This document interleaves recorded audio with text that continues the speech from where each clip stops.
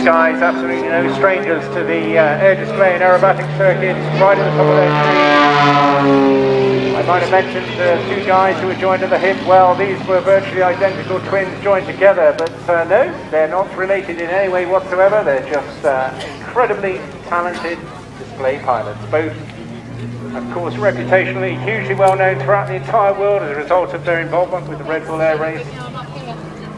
But started off many years ago, which I believe is a Tuco duo, way back, making their debut in 2004. So close.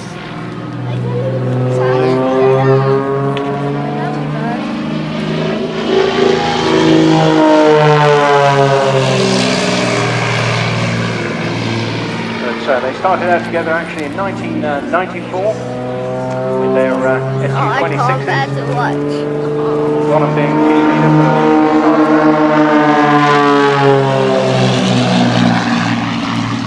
But now flying really